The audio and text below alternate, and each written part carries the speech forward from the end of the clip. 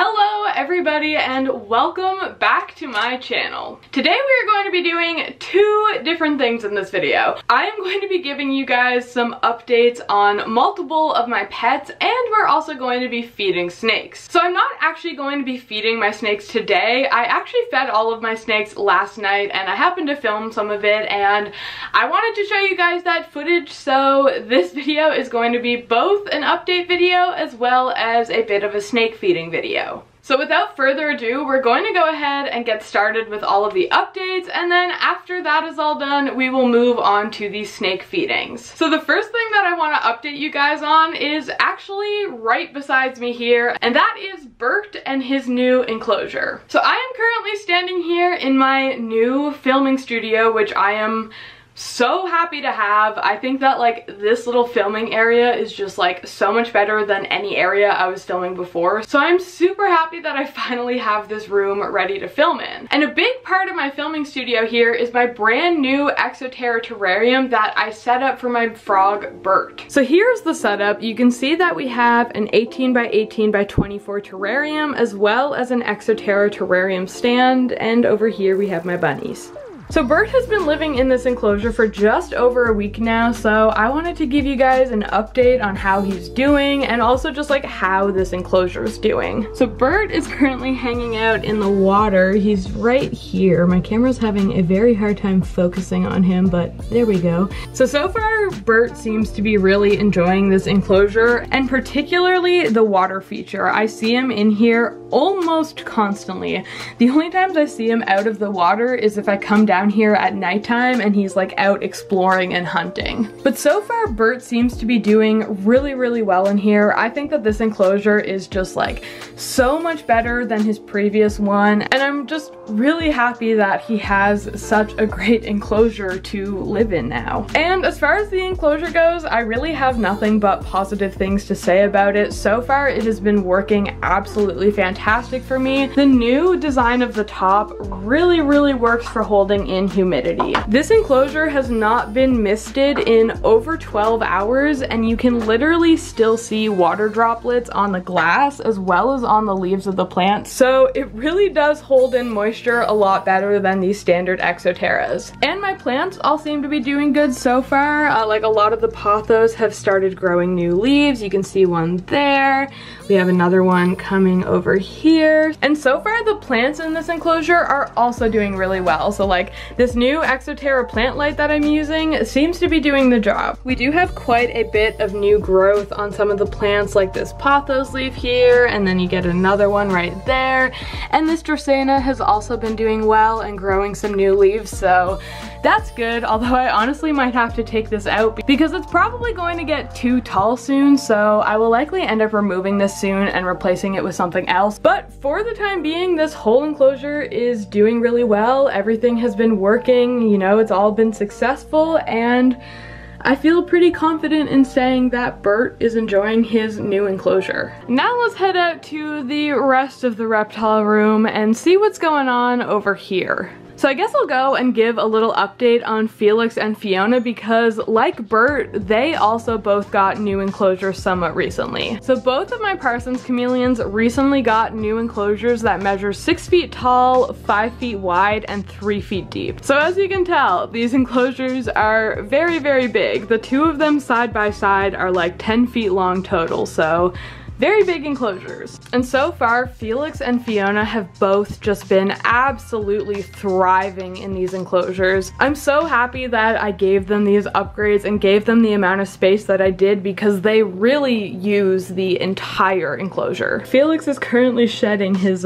face skin, so he looks quite funny right now. So despite how it may look, this is not stuck shut at all. Parsons chameleons here don't shed in the same way that a lot of other chameleons do because they're so big. Most chameleons will shed their entire body all at once, but Parsons chameleons shed similarly to a bearded dragon in the sense that they only shed parts of their body. So you can see right now that Felix is currently shedding his face, which is a little bit hilarious. Fiona here is also doing really well. She's a little bit more hidden than Felix is, so you can kind of just see her face poking out through those leaves right there. But again, Fiona uses this entire enclosure and she's been doing so well since I put her in here, so I am just so happy that I got these enclosures done and made and ready for them, because I am so happy with how they turned out and my animals have been doing fantastic in them, so that is always a wonderful thing. So these aren't exactly animals, but I wanted to give you guys some updates on my plants because I like plants and I know that some of you do as well, so let's talk about plants. I built these like little plant shelves a couple weeks ago in order to just, you know, give myself a space to actually put my plants. I used to have a lot of these just like in a tiny Exoterra, but most of them outgrew that, so I needed something new and this is what I did. Now my shelf isn't currently full because I did move a few plants. As you can see, I brought a couple of my plants into my filming area. I would love to be able to just like leave these plants here all the time, but I just don't have like a plant light in here right now, so if I leave them in here, they just do not do well at all, because even with the window they just don't get a whole lot of light there, so I only bring them in here when I'm actually filming, but when I'm not filming they're all just on this shelf right here. This monstera right here is doing so well. It is growing so tall now that like the plants aren't even in the light anymore, so I'm gonna have to figure something out with this, but this plant is just doing fantastic. It is definitely one of my favorites, but like thankfully all the plants here are doing pretty well. I have a few dead leaves on that palm up there, but the palm itself is doing okay. And my alocasia here has some new leaves sprouting, so that's really exciting. This alocasia has grown a lot in height since I got it, so I would love for it to grow some more leaves and fill out a bit more, so I'm really excited about those new leaves. And right down here we have my two new plants that I just got recently. So right here I have this absolutely gorgeous Ficus elastica burgundy, so this is like a rubber tree, and then right down here I have a little blue star fern. I don't normally have much luck with ferns, but I'm going to try my absolute best to keep this one alive. One of my like local grocery stores though had a bunch of these on sale for like 20 bucks, and this one here particularly looked really good, so I had to get it. How could I say no? I think I might end up moving this into one of my chameleon enclosures eventually. I'm not entirely sure, but for now it's just on this table here. But now let's go ahead and talk about animals again, because I know a lot of you guys probably just don't care about plants, but I do, so there's a little bit of plant content for you, but now let's go back to the animals. Lex and Bella here are both doing super well. I don't really have any updates for them. So Lex did eat a salad a few minutes ago and I decided to film that, so let's go ahead and take a look at Lex eating her salad.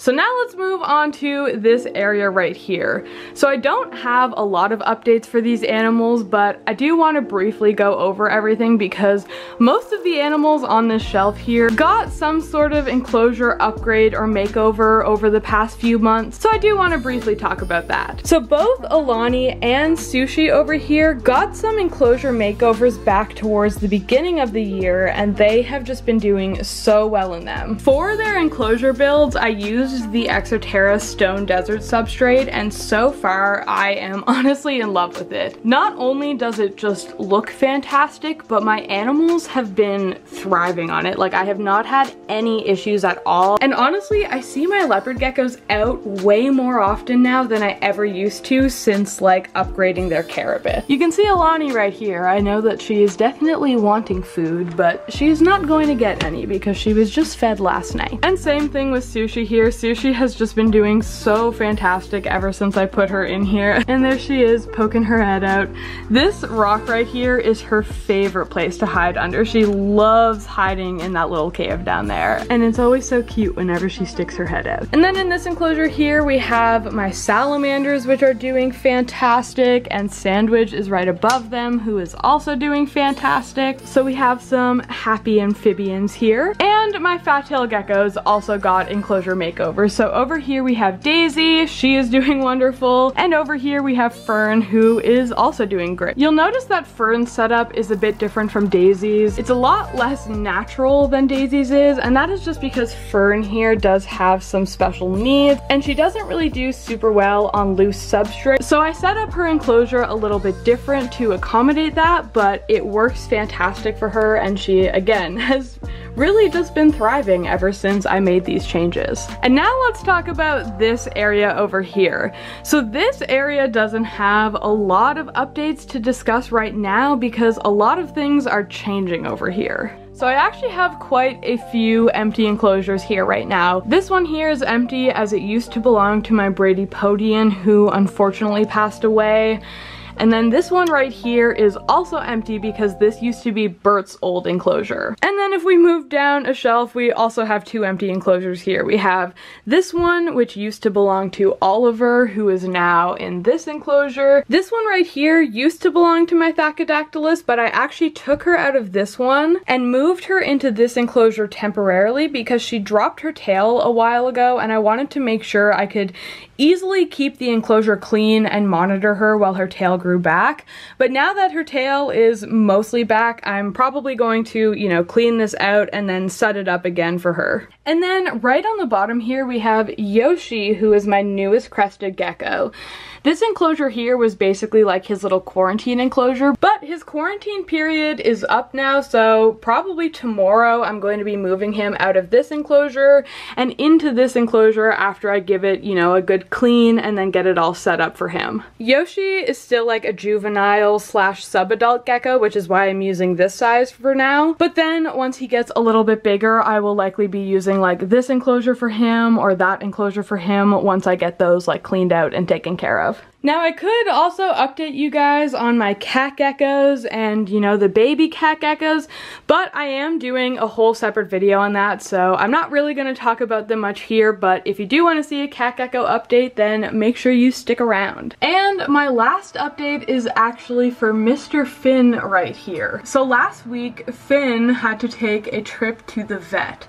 Now, I'm not sure how well you can see it on camera, but if you look at his front shoulder, you'll notice a little bit of a lump right there. So now, I'll be completely honest. I saw this lump on Finn and I was so worried. I was really worried that it was going to be gout, which is what my previous carpet chameleon George had, and I just really did not want to go through that again, so I was really hoping it wasn't gout. So Finn went to the vet on Friday, and the good news is that Finn doesn't have gout, so again, that is very relieving to me, but I don't really know that the actual news is really any better because, you know, unfortunately it is still a health problem. So the vet actually ended up finding that that lump there is actually a benign tumor. So my vet ended up doing, you know, a few series of tests and everything, and he ended up determining that the tumor, you know, is not hindering Finn's movement or anything. He can still use the limb,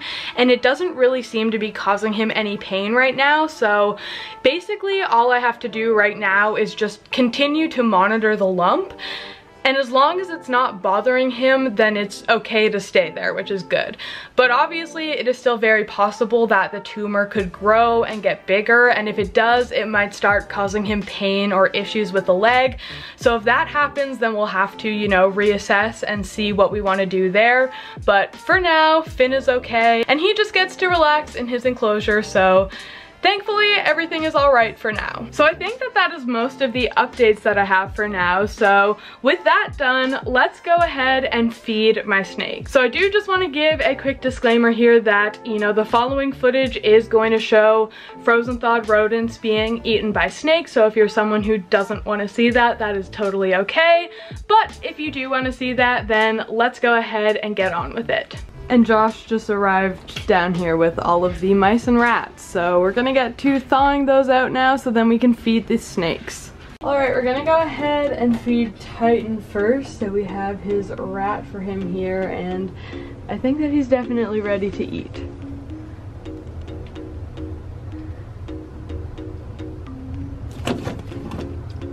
I was correct. Now we're gonna feed Angel her rat. I think we have a decent amount of hungry snakes tonight. Okay, so Toby here is always my like possible problem snake. He's the pickiest and he's normally always just hiding away. So normally what I have to do is just kind of find where he's hiding, put the rat like somewhere around the entrance, and then hope that he has interest in it. But if any of my snakes are going to refuse a meal, it's basically always going to be Toby.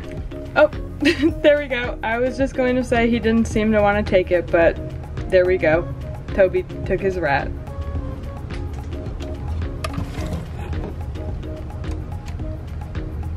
Okay, and last up for my ball pythons, we have Medusa here, who's currently in this hide. We weren't recording when it happened, but Medusa also took his rat.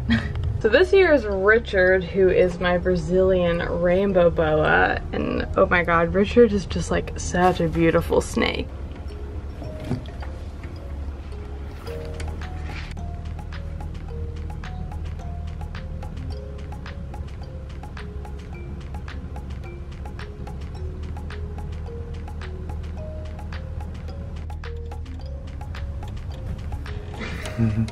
Exciting.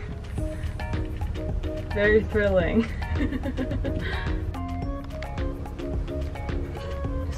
Yeah, okay. Yep, that is him. Somebody's ready. Thank God. Oh yeah.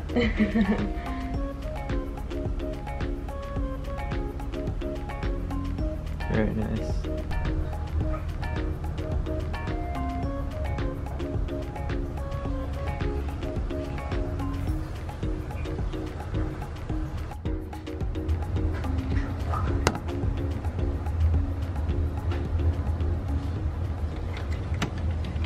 So as you can see, I didn't film every single one of my snakes eating because honestly, some of them are just boring to film. Some of my snakes won't eat off tongs or anything, so I just lay the rodent in their enclosure and then they come and get it on their own, which is pretty boring because a lot of the time I don't even see them come and get it. So I didn't film all of them, but I hope that you did enjoy watching the ones that I did film. And with that said, all of my updates for today have been done. All of these snakes have been fed. So I am just going to go ahead and end this video here. If you enjoyed this video, it would mean the absolute world to me if you subscribed to my channel and helped me hit my goal of 100,000 subscribers. I am getting so close. This is so exciting. So I really truly appreciate everyone who subscribes. Also be sure to give this video a big thumbs up and don't forget to check out all of my social media. All of my social media will be down in the description below, but it is basically all just MSM99 and I would love to have you guys there, so feel free to check those out. With all of this said and done, I am just going to wrap up this video now. So once again, thank you all for watching and I will see you all in my next video.